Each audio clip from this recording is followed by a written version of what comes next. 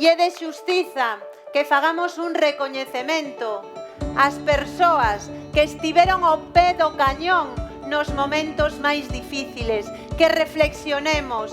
Cando veñen duras, non nos salva ningún señor o do IBEX 35. As que nos salvan son traballadores e traballadoras en moito casos precarias, as caixeiras nos supermercados, a xente que estuvo no mar saindo a faenar, aínda que non había moitos casos quen comprara ese peixe, a xente que estivo no sector do transporte, o profesorado, eles e elas foron as que nos sacaron as castañas do lume.